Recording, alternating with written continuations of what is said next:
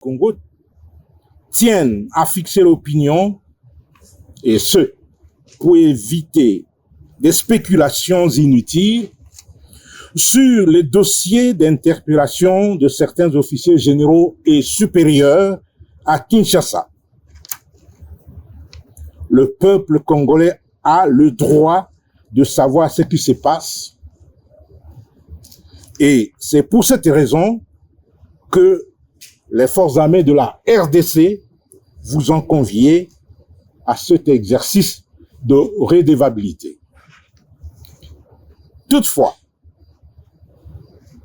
ces dossiers très sensibles étant encore dans la phase préjuridictionnelle, et pour éviter de violer le secret d'investigation, notre communication ne fera pas l'objet des échanges habituels en termes de jeu de questions-réponses.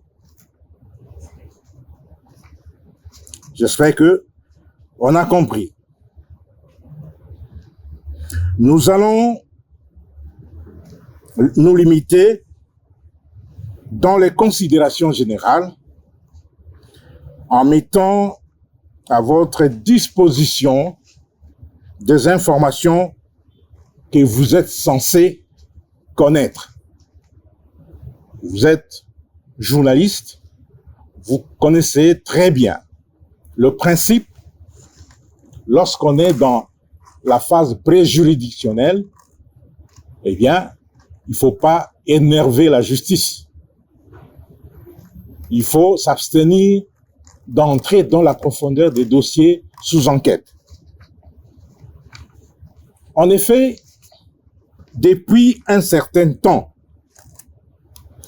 certaines ONG de droits humains relayées par les médias et les réseaux sociaux s'interrogent sur la dernière vague d'interpellation des officiers de notre armée.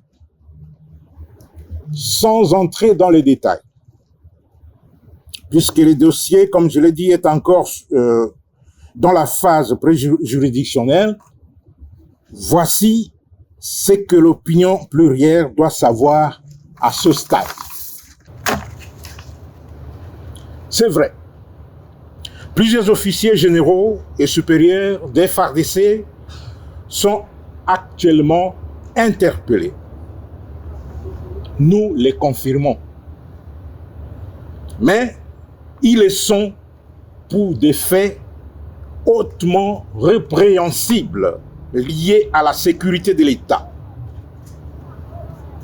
Pour besoin d'investigation approfondie, leur durée de détention est, conformément à la loi, prolongée sous demande du parquet militaire qui mène des enquêtes. Toute cette procédure est prévue par la loi. Chaque fois que le délai de détention arrive à terme, le responsable de l'instruction préjuridictionnelle sollicite une prolongation. Car, à cause des connexions multiples du dossier, ces enquêtes sécuritaires nécessitent du temps. 2. Pour ceux qui racontent des histoires autour du lieu de leur détention, les forces armées de la République démocratique du Congo précisent qu'ils sont assignés à résidence et dans des conditions acceptables. Ils sont sous le régime de la liberté contrôlée. La Commission nationale des droits de l'homme, dont le responsable est ici présent, leur a rendu visite et à la fin de notre intervention, il va prendre la parole pour vous parler à ce sujet. 3. Les arrestations opérées et ces détentions ne sont pas irrégulières et n'énervent pas la loi et les droits.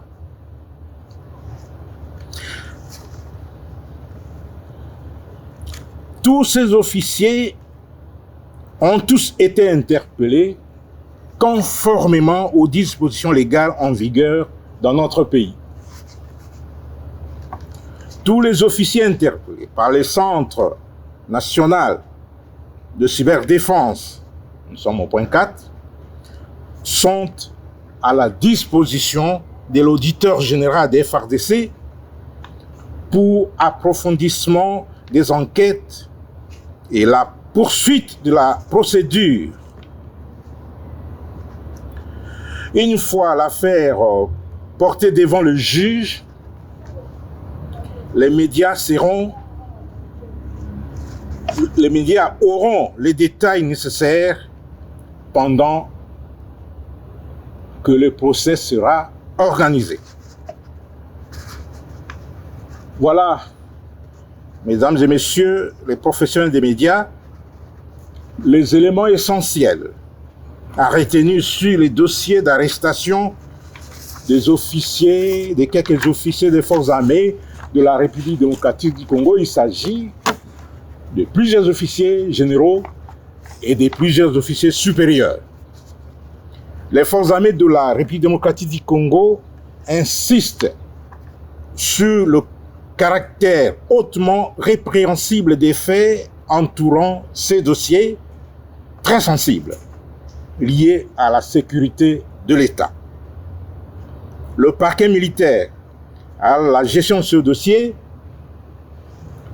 il nécessite beaucoup de temps pour permettre à l'auditeur général d'approfondir ses enquêtes et d'avoir un dossier complet, bien documenté, bien ficelé, avant de présenter les prévenus au premier président de la haute cour militaire pour la saisine. À ce stade, nous ne pouvons entrer dans les détails pour ne pas violer et énerver les secrets d'instruction, et j'espère qu'avec ces quelques indications, vous avez déjà une idée générale et globale sur le dossier. Après vous avoir donné ces éléments, je voudrais laisser le micro à la Commission nationale, aux responsables de la Commission nationale des droits de l'homme, pour vous fixer sur les conditions de détention de ces officiers. Je vous en prie.